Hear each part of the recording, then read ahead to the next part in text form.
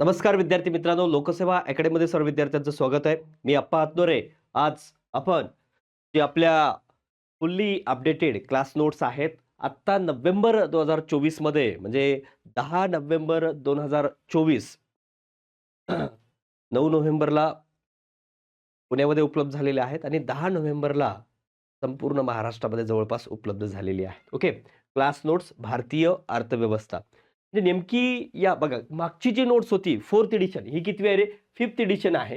ही 5वी जी addition आहे, ही 5वी addition यामध्ये आमूलाग्र बदल करून ही आलेली आहे. याच्यामध्ये अनेक गोष्टीचं समाविष्ट केलेल्या आहेत. लक्षात ठेवा. कुठल्या-कुठल्या गोष्टी समाविष्ट केल्यात या 5व्या एडिशनमध्ये? जनरली 5व्या एडिशनमध्ये महाराष्ट्राचा आर्थिक सर्व्हे असेल किंवा मग भारताचा इकॉनॉमिक सर्व्हे असेल. कारण का रे? इलेक्शन असल्यामुळं इलेक्शन होते केंद्राचे म्हणून त्यांनी जे काय आहे सर्व्हे जो आहे यावेळेस जुलैमध्ये आलेला आहे. 23 जुलै 2024 रोजी आलाय. त्यानंतर म्हणजे या पुस्तकामध्ये आपण 23 जुलै नंतरच्या ज्या काही गोष्टी आहेत म्हणजे बजेटच्या त्या गोष्टी ॲड केलेल्या आहेत.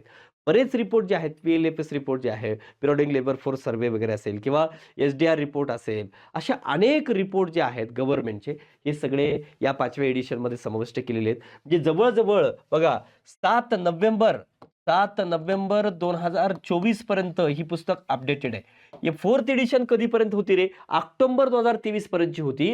ही नोव्हेंबर 2024 पर्यंत म्हणजे ऑक्टोबर एंडिंग म्हणला तरी चालेल.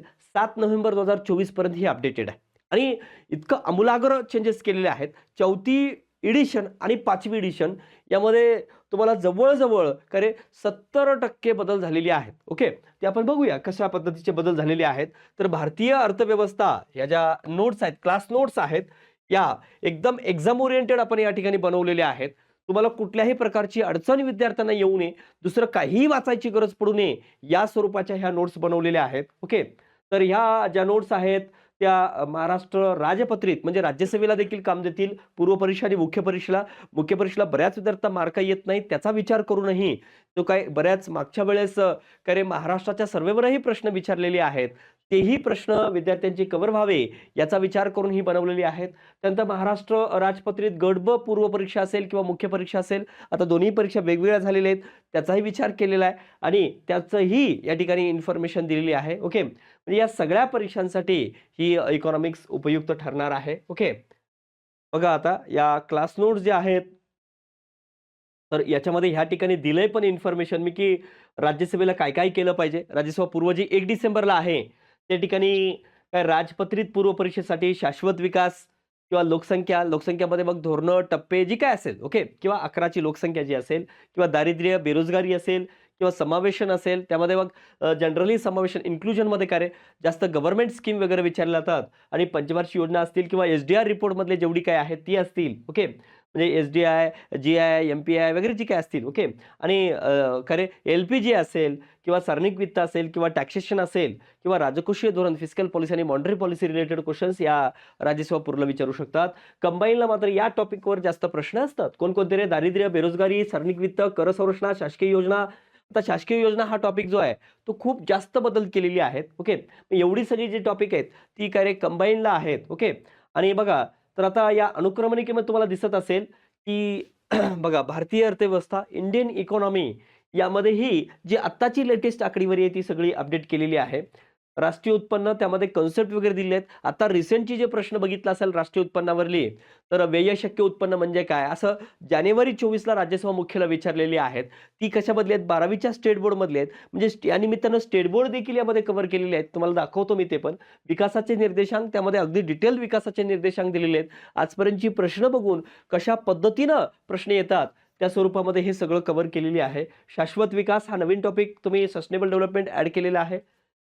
त्यानंतर बघा पंचवार्षिक योजना पुन्हा काय हा पूर्ण रिशफल केलाय टॉपिक. तुम्ही जर बघितलं असेल तर त्या बऱ्याच गोष्टी प्रिव्हियस इयरच्या क्वेश्चनला बघून तो कशा पद्धतीनं केलं पाहिजे त्याच एक्झाम ओरिएंटेड गोष्टी त्यामध्ये ठेवण्याचा प्रयत्न केलाय. सेम तसंच दारिद्र्य असेल, बेरोजगारी असेल, बँक व्यवस्था असेल, लोकसंख्या असेल. ओके. आता लोकसंख्येमध्ये 3 टॉपिक केलेत. पूर्वी एकच होता बघा. ओके. या लोकसंख्येचे 3 टॉपिक केलेले आहेत. त्यानंतर व्यापार तोल, व्यवहार तोल. आता याच्यामध्ये बघा जे आंतरराष्ट्रीय व्यापार आहे त्यामध्ये सगळे जे नवीन आकडेवारी आहे आतापर्यंतची सगळी आकडेवारी त्यामध्ये दिलेली आहे. म्हणजे जी 23-24 ची जी आयातीची आकडेवारी, निर्यातीची आकडेवारी आहे, वस्तूंची आयात, वस्तूंची निर्यात, सेवांची आयात, निर्यात ही सगळी रिसेंटची आकडेवारी सगळी आहे. वर्षभर तुम्हाला आता पुन्हा नवीन आकडेवारी कुठली करण्याची गरज पडणार नाही. वित्त आयोग हा टॉपिक वेगळा केलाय. बरेच प्रश्न आता मागच्या वेळेस विचारले, की 12 वित्त आयोगावर विचारले. आपत्ती व्यवस्थापनामध्ये केंद्र राज्याचा वाटा 75-25. मग तसं काही विचारलं तर अडचण येऊ नये म्हणून 12व्या पासून 16व्या वित्त आयोगापर्यंत इथपर्यंत इन्फॉर्मेशन दिलेली आहे. नंतर शेती क्षेत्र म्हणजे ॲग्रीकल्चरमध्ये बऱ्याच त्याच्या स्कीम ज्या आहेत, मागच्या वर्षी जवळ-जवळ कंबाईनला 5 जे काय आहेत, तर स्कीमवर विचारले. त्यापैकी 3 ते 4 प्रश्न जे आहेत, ती ॲग्रीकल्चर रिलेटेड स्कीमवर विचारलेले आहेत. म्हणून त्याचा विचार करूनही या ठिकाणी दिलेला आहे. आणि जवळ-जवळ 20-22 क्वेश्चन जे आहेत, जवळ-जवळ 20 क्वेश्चन्स ही राज्यसेवा मुख्यला ॲग्रीकल्चरवर विचारले जातात. त्याचाही विचार करून या ठिकाणी देण्याचा प्रयत्न केलेला आहे. ओके. उद्योग क्षेत्र असेल, उद्योग क्षेत्रामध्ये हे रिसेंटची जी काय स्टार्टअप असेल किंवा मग मेक इन इंडिया वगैरे असेल, ह्या सगळ्या स्कीम वगैरे देण्याचा प्रयत्नही केलेला आहे किंवा योजना वगैरे. ओके. आंतरराष्ट्रीय वित्तीय संस्था, किंमत वाढ, पैसा, चलन, महाराष्ट्राची अर्थव्यवस्था दिली आत्ताची रिसेंटची. बघा स्कीममध्ये बऱ्याच गोष्टी वाढवल्यात बघा यावेळेस. ओके. ज्या स्कीम आहेत, पूर्वी स्कीममध्ये आपण खूप कमी काही दिलं होतं. पण आता या स्कीममध्ये बघा महिला सक्षमीकरणाच्या योजना काय दिलेल्या आहेत. म्हणजे प्रिव्हियस इयरला ज्या स्कीमवर प्रश्न विचारतात, प्रधानमंत्री मातृत्व वंदना योजना असेल, सुकन्या योजना असेल किंवा मग जननी सुरक्षा योजना असेल, अशा अनेक योजना या ठिकाणी दिलेल्या आहेत. त्यानंतर सामाजिक सुरक्षेच्या योजना दिलेल्या आहेत, की जे की इन्क्लुजन रिलेटेड याच्यावर प्रश्न विचारतात राज्यसेवेला वगैरे. ग्रामीण विकासाची योजना हे सगळ्यात जास्त कंबाईनला या ठिकाणी प्रश्न विचारतात. मनरेगा कशी सुरुवात झालेली आहे त्याच्या पार्श्वभूमी सगळं. त्यानंतर दीनदयाळ उपाध्याय शहरी असेल किंवा मग ग्रामीण असेल त्याचा पण त्या ठिकाणी विचार केलेला आहे. शहरी विकासाच्या योजना सगळ्या दिल्यात. ओके. त्यानंतर वित्तीय समावेशनाच्या योजना दिल्या आहेत, कौशल्य विकासाच्या योजना दिल्या आहेत, कृषी विकासाच्या सर्व योजना दिल्या आहेत आणि अजून एक या ठिकाणी म्हणजे दिलेलं आहे. कोणतं रे? ते म्हणजे ऊर्जा साधन संपत्ती संबंधित पण दिले आहेत. ऊर्जा साधन संपत्ती संबंधित स्कीम याच्यामध्ये दिलेल्या आहेत. ओके. जसं की उज्ज्वल डिस्कॉम ॲश्युरन्स स्कीम देखील मागच्या वेळेस विचारली होती. तशा स्कीम देखील यामध्ये देण्याचा प्रयत्न केला आहे आणि केंद्रीय अर्थसंकल्प दरवर्षी अर्थसंकल्पावर एक प्रश्न असतो, तेही कव्हर केले आहे. म्हणजे जेणेकरून तुम्हाला पूर्वला 15 पैकी 15 प्रश्न कव्हर व्हावं याचा विचार या ठिकाणी केलेला आहे. ओके. बघा आता तुम्हाला कळेल या ठिकाणी की जे काय आहे हा बेसिक इकॉनॉमिक कन्सेप्ट वगैरे आहेत आणि हा दुसरा टॉपिक जो आहे मी तुम्हाला काही टॉपिक दाखवतो. बघा भारतीय अर्थव्यवस्था, इंडियन इकॉनॉमी यामध्ये इथं सुरुवातीला इन्फॉर्मेशन दिलेली आहे. मित्रांनो हा घटक काय कंबाईन पूर्व किंवा राजसेवा पूर्वच्या दृष्टिकोनातून अभ्यासताना क्षेत्रीय कलावर आणि भारतीय अर्थव्यवस्थेच्या वैशिष्ट्यावर अधिक भर द्यावं. म्हणजे कशावर भर द्यावं ते पण या ठिकाणी सांगितलंय आणि मग थोडी पार्श्वभूमी दिली आणि बघा या ठिकाणी बघा रे काय आता हां, अर्थव्यवस्थेचे प्रकार. त्यानंतर बघा अर्थव्यवस्थेची वैशिष्ट्य देताना मी या ठिकाणी अगदी तुम्हाला डिटेल आत्ताची रिसेंटच्या आकडेवारीनुसार दिलेली आहे. अशी वाक्य टाकलेली आहेत मित्रांनो. राज्यसेवेला विचारलंय, की देशाच्या दरडोई उत्पन्नापेक्षा महाराष्ट्राचं दरडोई उत्पन्न अधिक आहे. म्हणजे हायलाइट केले म्हणजे एकतर ते महत्वाचं आहे. बघा प्रिव्हियस इयरला प्रश्न आलेला आहे. हे कोणत्यालाही हायलाइट केलं नाही. अलग लक्षात, की ज्याच्यावर विचारू शकतात भविष्यात. अशाच पॉइंटला हायलाइट करून दिलेलं आहे. म्हणजे जेणेकरून तुम्हाला ते सोपं जावं. ओके. बघा आता वर्ल्ड इकॉनॉमिक आउटलुक 2024 काय दिले बघा. जगातमध्ये सर्वाधिक दरडोई उत्पन्न कोणाचं आहे किंवा मग सध्या भारताचं किती आहे हे दिले. त्यानंतर बघा भारतामध्ये दरडोई उत्पन्न आणि दरवाढीचा दर इकॉनॉमिक ग्रोथ रेट बघा सध्याच्या इकॉनॉमिक ग्रोथ रेट पर्यंत दिलेले आहे. ओके. प्रोजेक्टेड वगैरे या सगळ्या गोष्टी जनरली 6-7चं पण विचारलेलं आहे. ओके. तर तसं या सगळ्या गोष्टी मग आतापर्यंत कमी कुठं होते जुनी माहिती पण दिली 51-52ला. सुरुवातीला अर्थव्यवस्था सुरू झाली तेव्हा किती होतं बाबा हे सध्याच्या तुम्ही बऱ्याच सर इथं वेगळी आकडेवारी आहे इथं वेगळी. अरे बाबा काही नाही. हे कुठलं दिलेलं आहे इकॉनॉमिक सर्व्हे मधलं दिलेलं आहे. गव्हर्नमेंटचा इकॉनॉमिक सर्व्हेमध्ये आहे ही आकडेवारी दिलेली आहे. त्यामधल्यापेक्षा मग कुठलं कोणाच्या पुस्तकातलं किंवा कुठलं घेतलं तर मग ते वेगवेगळं आकडेवारी येईल. ही गव्हर्नमेंटची आकडेवारी आहे त्यामुळं याच्यामध्ये कुठल्याही प्रकारचे चेंजेस नसतात. म्हणजे एखादं समजा करंटचं एखादं पुस्तक घेतलं किंवा पेपरमधले कुठले तरी आकडे घेतले तर मग ते इकडं तिकडं बदल होऊ शकतात. पण ही गव्हर्नमेंटच्या वेबसाईटवरून किंवा गव्हर्नमेंटच्या जो काय माहितीवरून डेटावरून हे दिलेले आहे. त्यामुळे यामध्ये कुठल्याही प्रकारच्या आकडेवारीमध्ये कुठलंही कन्फ्युजन मनामध्ये ठेवू नका. ओके. बघा यामध्ये मी ॲग्रीकल्चरचं पण दिलेलं आहे बघा. वर्ल्ड बँक डेटाबेस 2023 नुसार काय-काय आहे रोजगारामध्ये किंवा जी-डी-पीमध्ये प्रमाण किती आहे किंवा इतर देशांची तुलना करून पण या ठिकाणी माहिती दिलेली आहे. ओके. यावर पण पूर्वला प्रश्न आलेला आहे. किती कोणत्या जनगणनेमध्ये किती कृषी कामगार प्रमाण आहे त्यांचं त्यावर विचारतात. मग 51 मध्ये किती आहे की मग 11चं विचारलं म्हणजे इतर पण विचारू शकतात याचा विचार करून दिलेला आहे. ओके. बघा जागतिक कृषी निर्यातीत हिस्सा किती आहे? बाकी सगळ्या गोष्टींचा विचार या ठिकाणी केलाय. आर्थिक विषमता त्या ठिकाणी एसडीआर रिपोर्ट 23-24 प्रत्येक ठिकाणी आत्ताची रिसेंट आकडेवारी द्यायचा प्रयत्न या ठिकाणी केलेला आहे. तुम्हाला ते लक्षात येईल सगळं. ओके. हा बघा, भारतात उत्पन्न असमानतेची प्रमुख कारणं काय? त्याच्यावर 1-2 वेळेस प्रश्न विचारलेला आहे. मी या सगळ्या जे काही आत्तापर्यंत प्रश्न आलेले आहेत, त्याचं सगळ्यांचं कॉम्बिनेशन करून या ठिकाणी देण्याचा प्रयत्न मी ठिकाणी केलेला आहे. ओके. म्हणजे एक प्रत्येक टॉपिक जर बघितला तर सगळी रिसेंटची आकडेवारी आहे. लोकसंख्या विस्फोट या ठिकाणी पण काय रे, नुसतं लोकसंख्या भारतामध्ये खूप मोठ्या प्रमाणात लोकसंख्या आहे एवढंच दिलंय का रे मी? नाही. सोबत काय केलेलं आहे? लोकसंख्येचं दिलंय, सोबत काय दिलंय रे? बघा, सोबत वर्ल्ड पॉप्युलेशन डे किंवा वर्ल्ड पॉप्युलेशन रिपोर्ट पण दिला 2024चा सध्याचा. ओके.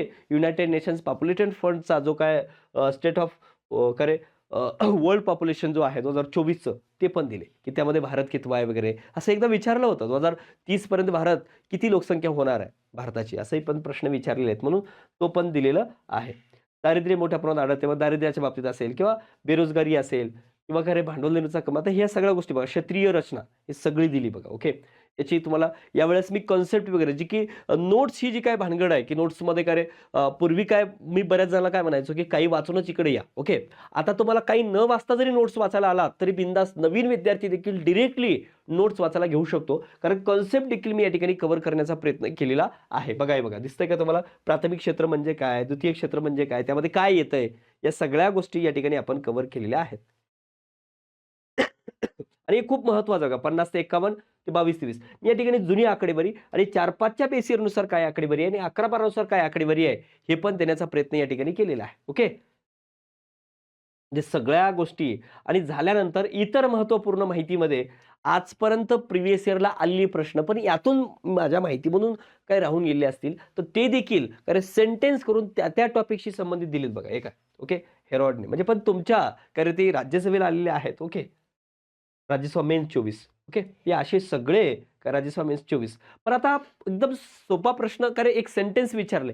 पण कुझनेट्स वर्कवर सगळं वक्रवर सगळं कव्हर केलंय मी. ओके. तर एक प्रश्न साधा आलाय, पण तो मी सगळं कव्हर करण्याचा प्रयत्न केलाय. ओके. थॉमस पिकेटीवर प्रश्न आलता. ओके. प्रादेशिक असमतोलाबद्दल कुठली समिती आहे एवढंच विचारले. पण मी प्रादेशिक असमतोलावर बघा दांडेकर समिती सगळं दिले त्यांचं. ओके.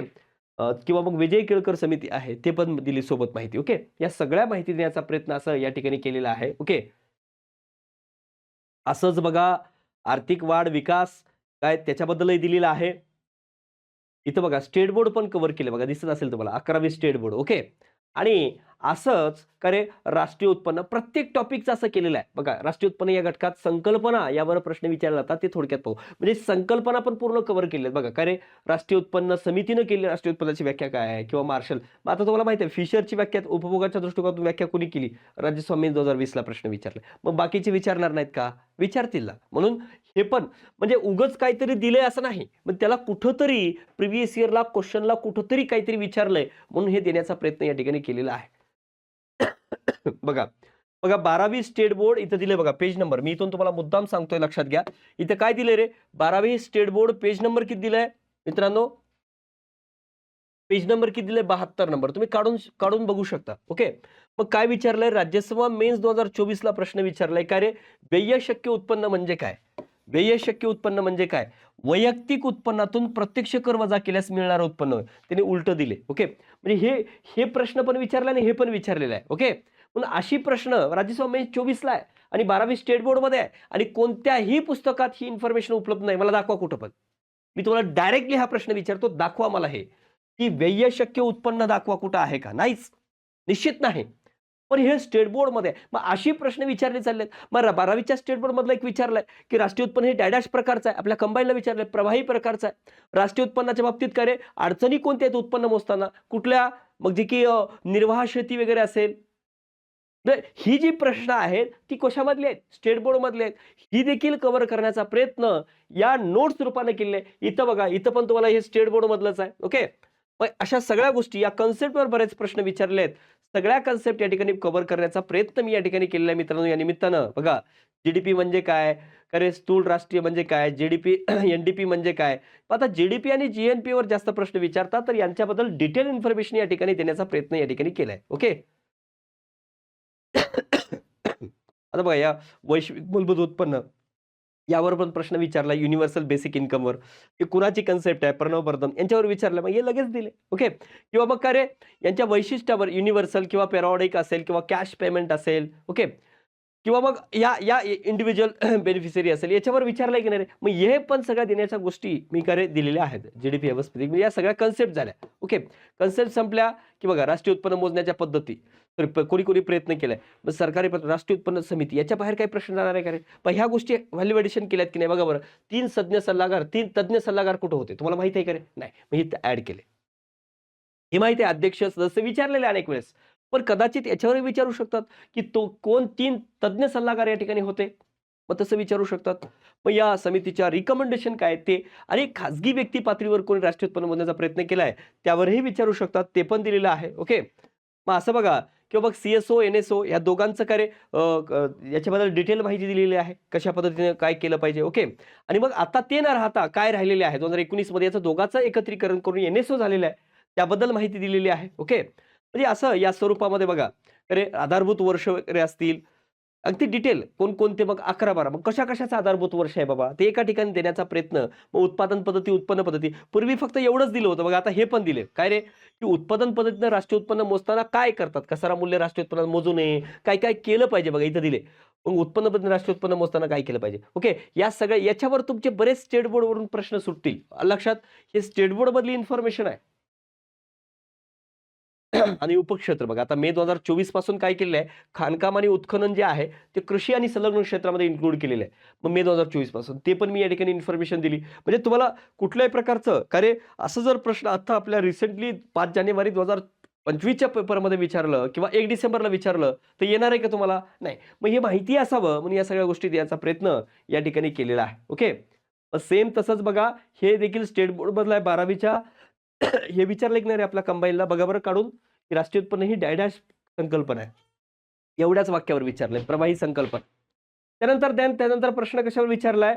बघा, ही हस्तांतरण देणीवर प्रश्न विचारलाय राज्यसेवा मुख्यला. त्यानंतर कशावर विचारलाय रे? निर्वाह शेतीवर राज्यसेवा मुख्य 24ला विचारलाय, 23ला कंटिन्युअसली प्रश्न विचारलाय. किंवा मग काय रे, अपुरी अविश्वसनीय, मग विश्वसनीय मुद्दाम दिली. पण तुम्ही आता 24चा प्रश्न काढून बघा, याच्यावर प्रश्न आहे. म्हणजे नुसत्या या एका पेजवर राज्यसभेचे 5 प्रश्न कव्हर होतात. आलं लक्षात?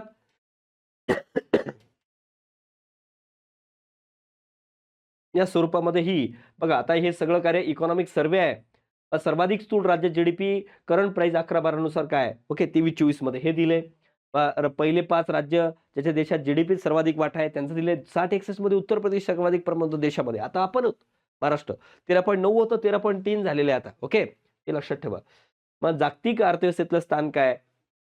ही बऱ्याच ठिकाणी जुनी आकडेवारी दिली आहे, पण मी नवी दिली बघा. 1 जुलै 2024चं, 1 जुलै 2023ला. ओके, त्याच्या अगोदर. म्हणजे काय रे, हे काय कमी उत्पन्न अर्थव्यवस्था, म्हणजे हे कोणी वर्ल्ड बँकेने केलेलं काय रे क्लासिफिकेशन आहे.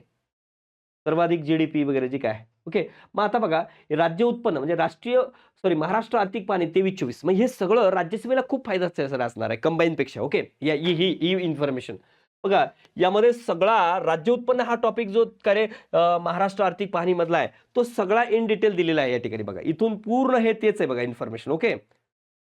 ओके. बघा, त्याच्यासोबत हा पण तुम्हाला काय रे, किती उत्पन्न मिळते, कृषी आणि संलग्न कार्यामध्ये किती जी-डी-पीचं कॉन्ट्रिब्युशन आहे, 12%, उद्योगाचं 30%, सेवाचं 57.1%. मग ह्याच्यामध्ये कृषीमध्ये कोणाचं किती प्रमाण आहे किंवा कृषीमध्ये घटक कोणते आहेत ते पण विचारलं तर प्रश्न इझिली सुटू शकतो. ओके. या असं स्वरूपाचं हे सगळं इन्फॉर्मेशन या ठिकाणी दिलेलं आहे. ओके. आणि मग त्याची नंतर काय केली रे, प्रिव्हियस इयरची काही क्वेश्चन पण कव्हर केलेत बघा. राज्यसभा मेन्स 22-20 म्हणजे त्याच टॉपिकच्या पाठीमागे ते क्वेश्चन पण देण्याचा प्रयत्न केलेला आहे. विकासाचे निर्देशांक. ओके.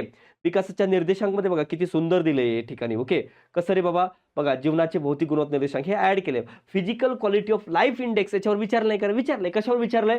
त्या निर्देशकांचे घटक कोणते आहेत? इन्फंट मॉर्टॅलिटी, लाईफ एक्सपेक्टन्सी किंवा लिटरसी याच्यावर विचारलंय की नाही? मुद्दाम विचारलाय प्रश्न, पण तो माहिती पाहिजे. मग याच्यावर पण विचारलाय आणि ह्या 1979 पण विचारलेला आहे. किंवा डेव्हिड मॉरिसवर विचारलेला आहे. ओके.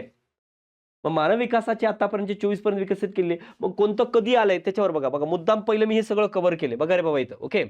दिसतंय का तुम्हाला? सर्वप्रथम 90ला मानव विकास आलाय. पुन्हा 95ला काय रे जीएम म्हणजे काय रे जेंडर एम्पॉवरमेंट मेजर्स आलाय. 97ला ह्युमन पॉवर्टी इंडेक्स आलेला आहे. 2010ला मग हे 3 आले ISDI, JI, MPI वगैरे. 14ला काय आला रे? GDI आलाय, जेंडर डेव्हलपमेंट इंडेक्स असेल आणि 2020ला PSDI हा राज्यसभेला प्रश्न आलाय. ओके. की 2020ला SDI रिपोर्टमध्ये नवीन कोणता आलेला आहे? PSDI राज्यसभेला आलाय रे याच्यावर प्रश्न. ओके. आणि मग म्हणजे सध्या 24 मध्ये कोणकोणते आहेत SDI रिपोर्टमध्ये हे सगळे. म्हणजे ही पहिलं कव्हर केले आणि मग हे या सगळ्याबद्दल डिटेल इन्फॉर्मेशन पुढे दिले. आलं लक्षात?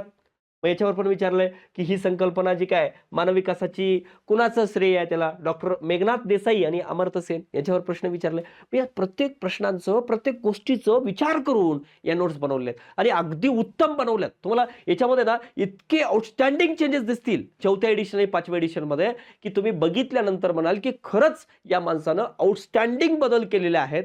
हे घेतले पाहिजे असं तुम्हाला नक्की वाटेल. आणि जर वाटलं असं तर नक्की घेऊ शकता. बघा अरे आणि खूप चेंजेस यामध्ये केलेले आहेत. या ज्या नोट्समध्ये आहे हे सगळं बदल आहेत बघा. अरे मानव विकास 21-22चा पण ठेवलाय आणि 23-24चं पण दिलंय बघा. 23-24 ह्युमन डेव्हलपमेंट रिपोर्ट. आता human development report indices of development human development report दिलाय.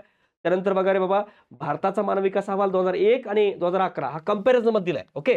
सोबत लगेच बघा रे बाबा महाराष्ट्राचा मानव विकास अहवाल. मग तो कोण काढतो? त्याचे काय आयाम्स आहेत? ओके. डायमेन्शन काय आहेत? मग लगेच काय 2002चा अहवाल आणि 2012चा अहवाल महाराष्ट्राचा त्यासोबत लगेच दिले. ओके. त्यानंतर मग बहुआयामी म्हणजे SDI कव्हर करताना भारताचा, महाराष्ट्राचा आणि काय रे SDI रिपोर्ट मधला SDI तो पण कव्हर केलाय. ओके. आता इथं बघा बहुआयामी दारिद्र्य निर्देशांक म्हणजे मल्टी डायमेन्शनल त्यामध्ये सगळं कव्हर केले. ओके.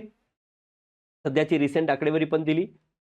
त्यासोबत GDI सगळं GI या सगळ्या गोष्टी बघा करे कुठला PHDI पण केलाय planetary pressure adjust human development index वगैरे. मग लिंग विकास निर्देशांक त्यामध्ये किती बघा इथं GEM याच्यावर प्रश्न नाही आले का रे? आले ना की महिलांचा राजकीय सहभाग, महिलांचा आर्थिक सहभाग याच्यावर नाही विचारले का? विचारलेले आहेत. म्हणून ते पण दिलेलं आहे GDI वगैरे. आणि शेवटी हा टेबल दिलाय बघा. का रे? की मग कधी कोण काढते, केव्हापासून आहे, कोणाची जागा घेतली आणि निर्देशांक आयाम काय याच्यावरच तुमचे जवळपास 50% प्रश्न सुटतात. हा टेबल पण या ठिकाणी देण्याचा प्रयत्न केलेला आहे. मग बघा त्यानंतर वर्ल्ड हॅपीनेस रिपोर्ट एक्स्ट्रा पण दिलेत बघा. काय रे? त्यानंतर कुठला दिलाय जागतिक लिंग आधारित अंतर्निर्देशांक असेल. ओके. हे पण दिले. आता शाश्वत विकास हा नवीन टॉपिक ऍड केलाय. ओके. त्यामध्ये बघा किती म्हणजे तुम्हाला एकदम कमी याच्यामध्ये शाश्वत विकास कव्हर केला. राज्यसेवा पूर्वच्या विद्यार्थ्याचा जास्त फायदा होतो. ओके. ओके. रिओ प्लस 20% कालावधी काय, ठिकाण कुठं, शीर्षक काय आणि चर्चा कशावर झाली हेच महत्वाचं आहे रे. म्हणजे एक टू द पॉइंट येणं ते खूप महत्वाचं ठरतंय. रिओ 20 परिषद वगैरे. MDG मिलियन डेव्हलपमेंट गोल्स वगैरे काय आहेत. ओके.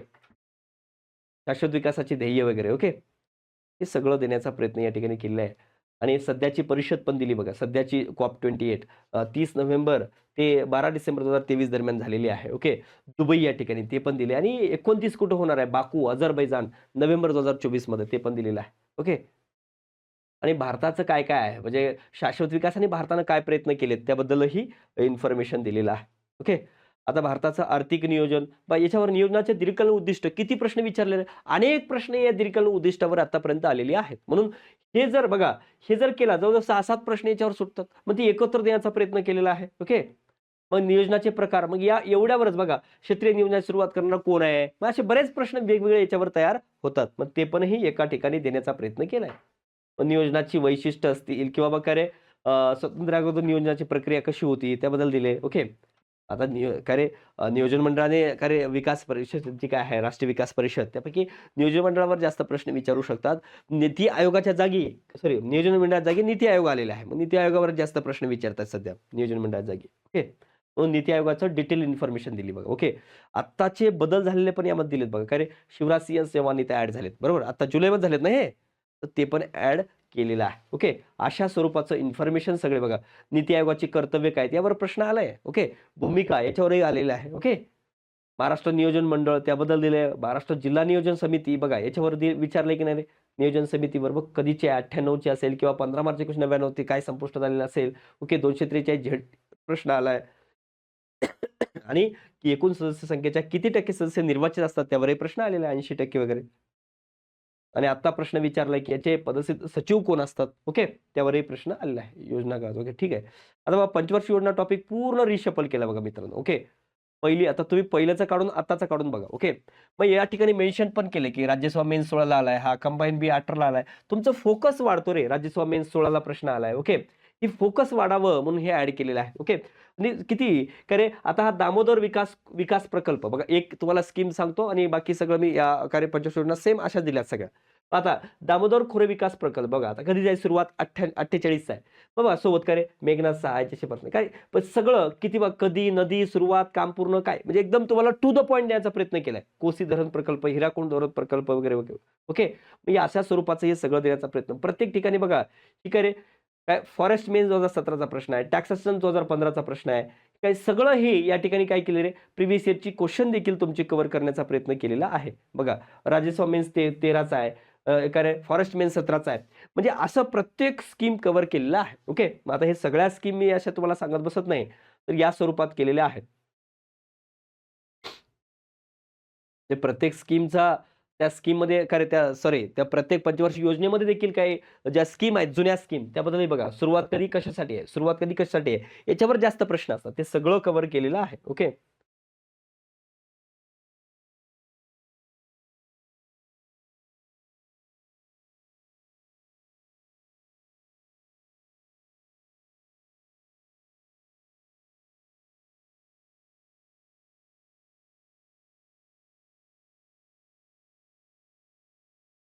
बघा दारिद्र्य बघा, दारिद्र्य पार्श्वभूमी दिली, बरोबर?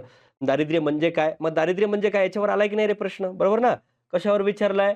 दारिद्र्यरूपी समुद्राच्या बेटावर आपण आनंदाने जगू शकत नाही. एम.एस. स्वामीनाथन यांचं वाक्य विचारलेलं आहे. त्यानंतर अमर्त्य सेन यांचं विचारलेलं आहे. रॅग्नर नर्क्स यांचं विचारलं आहे. एखादा देश गरीब असतो कारण तो गरीबच असतो. याच्यावर विचारलंय की नाही रे? रॅग्नर नर्क्स आणि दारिद्र्याचं दुष्टचक्र कुणी मांडलं याच्यावर विचारलंय. म्हणजे प्रत्येक गोष्टीमध्ये प्रिव्हियस इयरची क्वेश्चन बघून कशा पद्धतीचे प्रश्न विचारतात हे कव्हर केलं. दारिद्र्य रेषा याच्याबद्दल दिलंय. ओके. त्यानंतर काय रे बाबा दारिद्र्य रेषेचे उद्देश काय आहेत ते दिलेलं आहे. स्टेट बोर्डमधलं आहे हे. ओके. एन-एस-ओ मार्फत एम-पी-सी गोळा करताना 3 रिकॉल पिरियडचा वापर करतात ते दिलेलं आहे. ओके.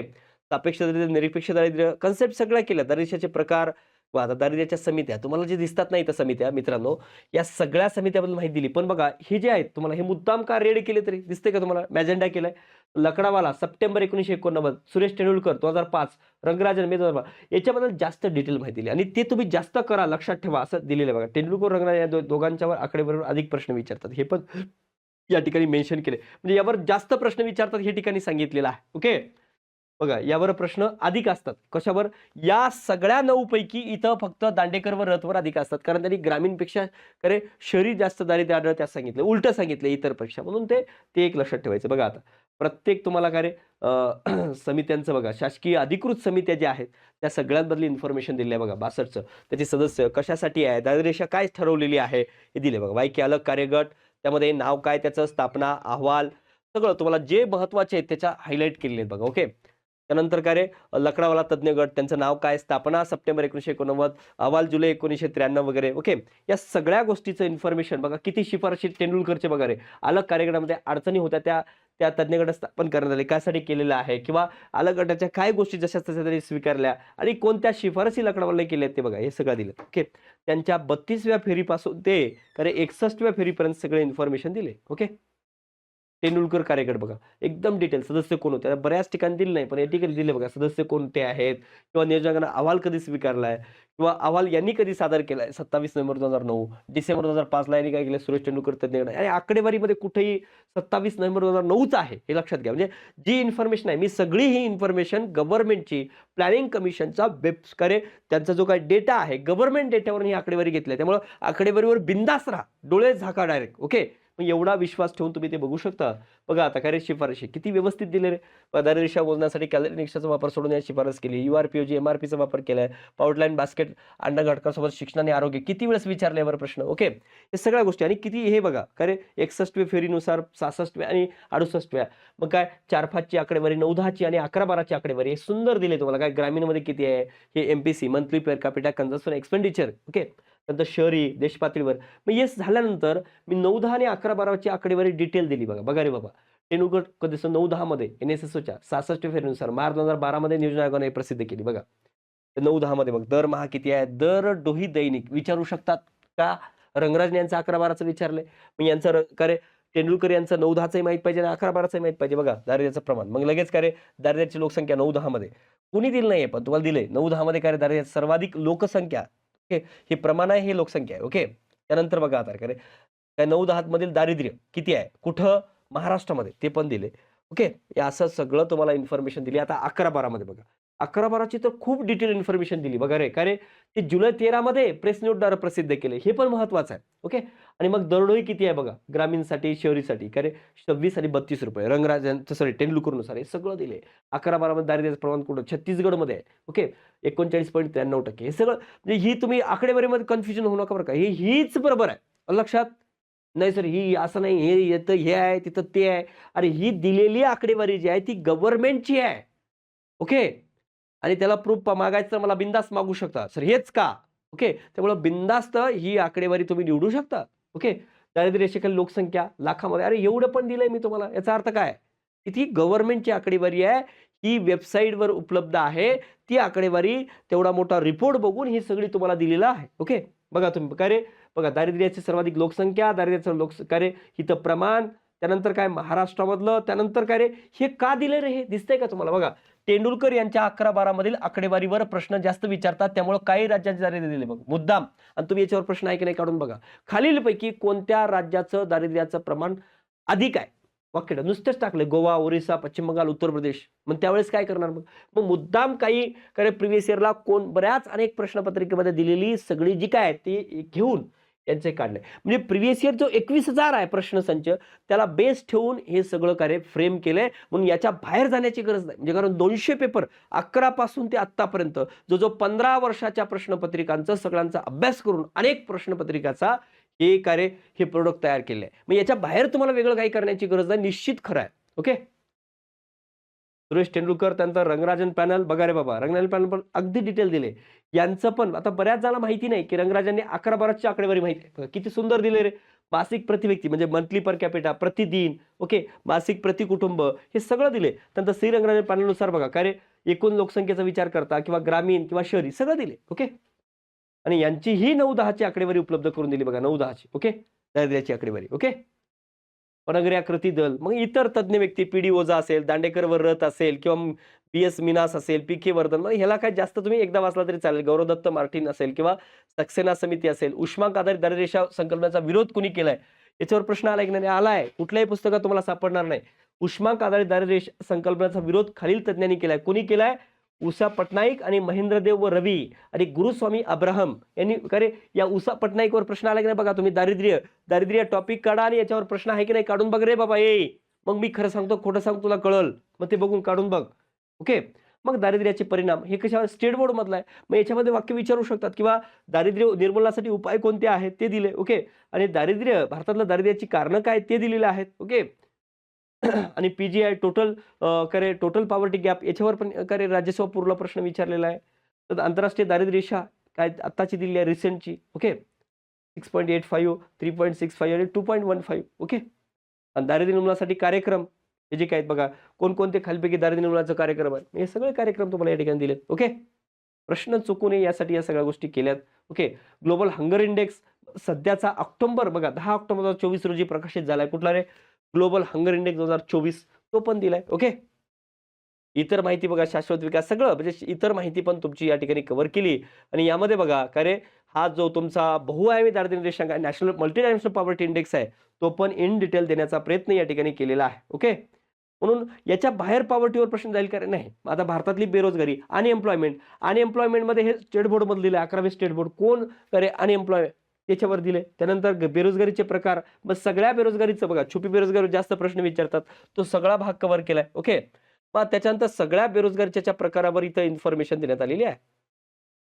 त्यानंतर बेरोजगारीचे सगळे जे प्रकार झाल्यानंतर बघा आकडेवारी, NSS ची आकडेवारी असेल, युजुअल 2011-12ची आकडेवारी बघा इथं. खरे 11-12ची आकडेवारी दिली, 9-10 आणि 11-12ची खरे NSS ची आकडेवारी दिली सोबत. मग त्यानंतर PLFS रिपोर्टची जी आकडेवारी आहे बघा इथं, PLFS चालू आकडेवारी बघा इथं. काय रे, PLFS रिपोर्ट बघा इथं किती सुंदर दिले बघा. कोण काढते? NSSO. पहिला रिपोर्ट जुलै 17 ते जून 18. सध्याचा 7वा रिपोर्ट जुलै 23 ते जून 24 पासून म्हणजे 23 सप्टेंबर 2024 मध्ये पब्लिश झालाय हा PLFS रिपोर्ट, तो पण दिलाय. ओके, संदर्भ कालावधी 1 वर्ष.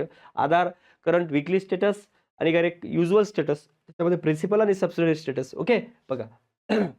मग त्यानुसार आता दारिद्र्याचं प्रमाण काय 23-24 पर्यंत दिले. ओके, दिसतंय का रे? स्त्री पुरुष एकूण आणि महाराष्ट्रातलं.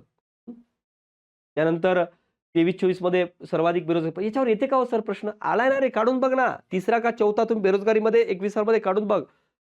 राज्यसेवेला प्रश्न आलेला आहे. या ठिकाणी शहरी दारिद्र्याचं प्रमाण कमी आहे. तुम्ही एकूण दारिद्र्य असेल तोच शहरी जनरली गरीब असणार आहे, जास्त कमी. ओके. त्यानुसार हे बेस ठेवून तुम्ही उत्तरं निवडू शकता. लक्षद्वीप, अंदमान निकोबार आणि हिमाचल प्रदेश. बघा रे बाबा. आणि का रे सर्वाधिक बेरोजगारीचा दर म्हणजे 17-18 पासून अद्यापपर्यंत दिले 23-24 म्हणजे पहिले सर्वाधिक बेरोजगारीचा दर 17-18 ला कोण होतं? सर्वात कमी. तुम्हाला एवढंच विचारतात. मग ते नागालँड होतं. इथं लक्षद्वीप आला. ओके. इथं मात्र कॉन्स्टंट राहिलं नाही. नगर हवेली आलं, नौदल लडाख आला, इथं सिक्कीम आलं, त्रिपुरा आला आणि आता गुजरात आहे. मग गुजरातचं सगळ्याधिक कमी आहे 23-24. बघा सगळं गुजरात बेरोजगारीचं प्रमाण सगळ्यात कमी आहे. हे तुम्हाला लक्षात आलं पाहिजे. ओके. हे सगळं बघा बेरोजगारीचा दर आत्ताची रिसेंटची 23-24ची आकडेवारी या ठिकाणी दिलेली आहे. तुम्हाला याच्यावर विचारलं की नाही राज्यसभेला बघा. सॉरी कंबाईनला. सांगा बरं. Self employed, regular wage employed आणि कॅज्युअल लेबर याच्यावर विचारलं की नाही पर्सेंटेजवर. जर हे 50% वर आहे एवढं जरी कळलं असतं तरी तुम्ही पर्याय इलिमिनेट केला असतं. बरोबर ना? इथं विचारलं की नाही याच्यावर. मग सगळे प्रश्न बघूनच ही इन्फॉर्मेशन दिलेलं आहे मी. असं काहीतरी घेतलं आणि दिलं असं काय झालंय का रे? निश्चित नाही. म्हणून या स्वरूपात प्रत्येक टॉपिक इन डिटेल देण्याचा प्रयत्न केलाय. आता हे सगळं सांगायचं म्हणलं तर मग काय 1-1.5 घंटा 2 घंटे लागतील. 300 पेजेसचं आहे. ओके. म्हणून एकदी काय तुम्हाला दुसरं काही वाचायची गरज पडणार नाही. या स्वरूपाचं हे दिलेलं आहे. ओके. तसंच रिझर्व्ह बँक, आता रिझर्व्ह बँक बघितला तरी काय रे सध्याच्या रिसेंट आकडेवारी सहित इथं बघा 12वी स्टेट बोर्ड दिसतंय का रे रिझर्व्ह बँकेला पण. प्रत्येक ठिकाणी स्टेट बोर्ड सगळं कव्हर केलंय. अगदी प्रत्येक प्रिव्हियस इयरचा मी म्हणतो ना 21 मधला प्रत्येक प्रश्न सोडवता यावं या स्वरूपामध्ये ह्या नोट्स केलेल्या आहेत. ओके. म्हणून तुम्ही जर हे व्यवस्थित केलात तर याच्या बाहेर खरंच तुम्हाला प्रश्न जाणार नाही याची शाश्वती मी देतो. म्हणून ह्या ज्या काही नोट्स आहेत ते प्रत्येकाने विकत घ्या, निश्चित घ्या आणि बिनधास्त का रे आणि इतकं सुंदर बनवलेलं आहे आणि अनेक वेळेस का रे जवळ दररोज नाही म्हणला तरी 6-7 तास देऊन ओके याच्यावर वर्क केलाय आणि म्हणून हे खूप सुंदर झालेलं आहे. याच्या बाहेर तुम्हाला वेगळं काही करण्याची गरज पडणार नाही याची शाश्वती या ठिकाणी देतो. बाकीचेही टॉपिक असेच केले आहेत. ओके. तुम्हाला सांगण्यात आता तुम्ही हे पुढचे टॉपिक बघू शकता जर मला ज्यावेळेस वेळ मिळेल, पण निश्चित मी पुढचंही बनवेल. पण एवढं तरी किमान का रे तुम्हाला याच्या पुढं बघा सगळे टॉपिक अशा पद्धतीने बनवले आहेत. मी तुम्हाला प्रत्येक टॉपिकमध्ये दाखवलेले आकडेवारी जवळजवळ किती रे 10 टॉपिक तुम्हाला सॅम्पल म्हणून दाखवलेत की या स्वरूपामध्ये मी प्रत्येक केलेलं आहे. तुम्ही का रे फॉरेन आंतरराष्ट्रीय व्यापार बघा काढून कुठलंही काढून बघा तर ते खूप म्हणजे काय जवळजवळ 70-80% का रे 4थ्या एडिशन आणि 5व्या एडिशनमध्ये चेंजेस आहेत. लक्षात हे जर केलात तर याच्या बाहेर वेगळं करण्याची गरज पडणार नाही. 21 मधला प्रत्येक प्रश्न सोडवता यावा हे उद्देश ठेवून या नोट्स तयार केलेल्या आहेत. एवढं केलात याच्या बाहेर तुम्हाला प्री आणि मेन्सला वेगळं करण्याची गरज पडणार नाही याची शाश्वती कंबाईनचे विद्यार्थी असो राज्यसेवेचे असो यांना देतो आणि या ठिकाणी थांबतो. धन्यवाद मित्रांनो.